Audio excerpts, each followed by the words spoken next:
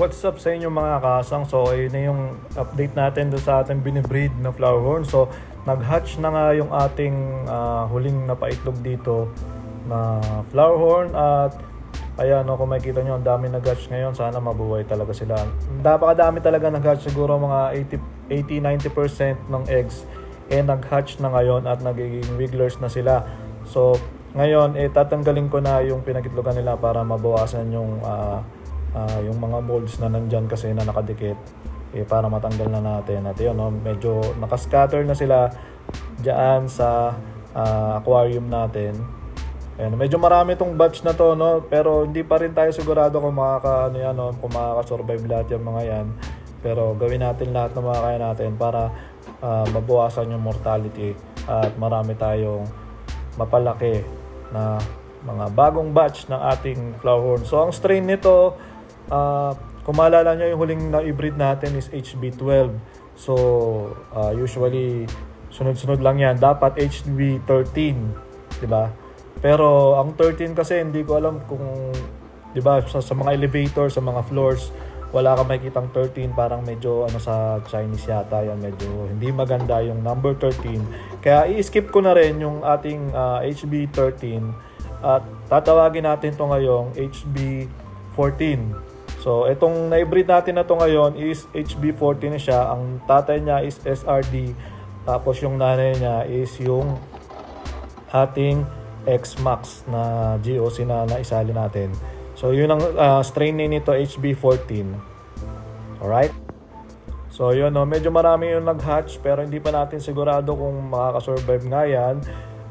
Ang maganda lang dyan is na proven na natin yung binili nating SRD, na proven na natin, pati yung female natin na X-Max, proven breeder na sila ngayon at nakapag-hatch na nga tayo ng mga eggs galing sa kanila. So ang maganda doon, dahil proven na sila, meron na tayong isang pair pa. Bali, dalawa na yung dalawa na yung proven pair natin dito na ng mga breeders, yung HB12 tsaka itong HB14. At sa susunod, try ko mag-scout pa ng mga ng male na ipapares naman natin do sa alawigins natin para magkaroon tayo ng pangatlong pair. Subukan natin magparami ng ng mga i-breed na flowerhorn, alright? So yun mga kasang, no, nandito tayo sa pinakamahirap na part ng pagpapalaki ng mga flowerhorn dahil na-post ko itong aking paboritong HB12 na paulit-ulit ko sinasabi na hindi ko na talaga siya ibebenta. Pero ngayon kailangan kong gumawa ng income na mabilisan. So naisipan ko ibenta siya at mabilis naman din talagang binili itong ating HB12. So ayan, wala na naman tayong paboritong fry dito ngayon. Tapos yung HB11 nga pala natin guys na isa na white eye, binibenta ko na rin yun, 1,000 sa mga gusto bumili ng HB11. Meron akong binibenta dyan. Alright, ito na yung ating lalabog papuntang Nabotas. So yun mga kasang, yung pinagtanggalan natin ng ating HB12, ayun, move on na tayo agad doon guys. Kahit medyo ayoko talaga ibenta yan, pero no choice ako. Kailangan ko maggawa ng income talaga ngayon. So no choice talaga, kailangan ko ibenta yon. Ngayon itong HB11, yung sinasabi ko kanina, binibenta ko na rin itong ating HB11. Isa to sa mga tinago ko din na paborito ko rin na isda. Ayan, parang ang nangyari kasi, dapat itatago ko yung mga yan para i-breed, pero matagal kasing proseso yan at aabutin tayo ng mahigit 1 taon para ma-breed sila, or maaga na yung 1 taon. So ang inisip ko na lang, ibebenta ko na lang lahat ng mabibreed ko, tapos kung kailangan ko ng breeder, bibili na lang ako sa iba, para mabilis. So yun, yung pinagalisan naman natin dito, lilinisan ko yan, tapos lalagyan ko na naman ng ng mga maliliit para mas mabilis natin mapalaki. So yun mga kasang, ito yung binibenta ko na HB11. Isa na lang to na HB11 ko na sure male. White eye siya na full mask. Ang tatay nito is yung Metal Storm, tapos ang nanay nito is yung Beast Lab ko na namatay, kaya isang batch lang talaga yung HB11 natin. Ayun, napakaganda nito, palalakihin nyo na lang guys.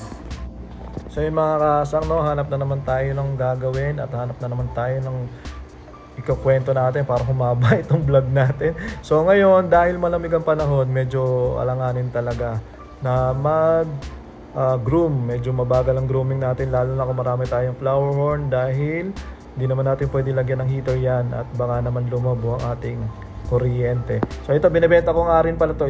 HB ano rin to, HB11 to, pero red eye siya. Binibenta ko yan, di ko lang kung female yan o male yan. Tapos yung mga ano natin, yung mga natira nating librero dito. Kanina nabawasan to kasi may pumuntang kasang dito. Bumili siya ng mga ano, ng mga halo-halo. Tapos, ayun, wait. Teka lang.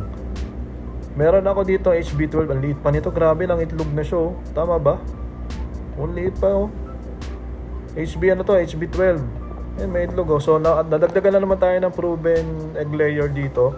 Kasi yung isang nandito sa baba, ayan, nangitlog din niya noong nakaraan.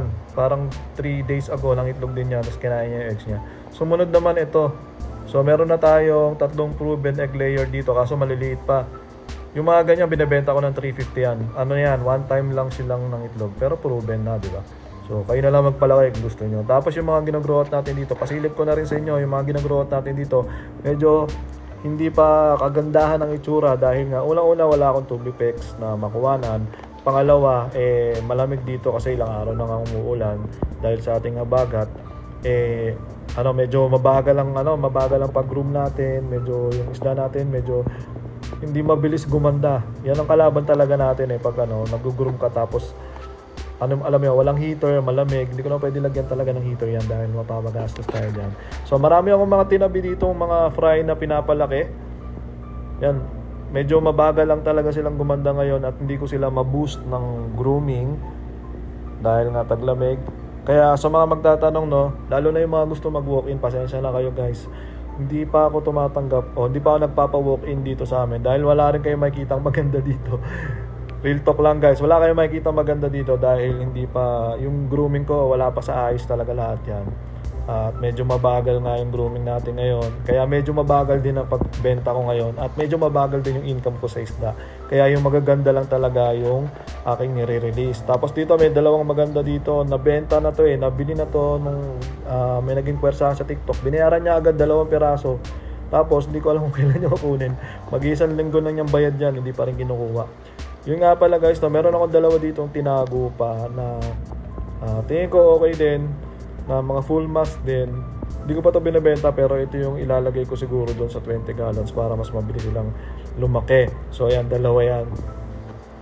Yan, may mga potential yan pero hindi pa talaga lumalabas dahil nga sa grooming natin ngayon na medyo mabagal. Pati itong isang tyset na to, nakikita ko rin ang potential yan. Yan, feeling ko magpo-full mask yan at magkakakok. Pero hindi nga natin may groom parang maayos ngayon dahil taglamig. At yung mga nagtatanong sa mga blue collar parrot, yan, medyo mabagal talaga lumaki to. Minsan isang taon yan bago lumaki ng bago lumaki ng isang breeder size yan, talagang isang taon. Tapos syempre update ko na rin yung mga fry. Meron pa akong mga fry ditong HB12. Yan, pero nagdadalawang isip na ako kung ibebenta ko pa yan o i-groom ko na yan lahat. Dahil ito na yung last batch ng ating HB12 at wala nang sumunod yan. At yung sumunod yung HB14 pa lang. So matagal-tagal tayong walang fry kaya parang inisip ko na itago na lang yon. Tapos itong ating mga blue collar, medyo mabagal din ang pag-itlog nila ngayon. Wala pa rin itlog. Kaya wala talaga akong available masyado na binebenta ngayong isda.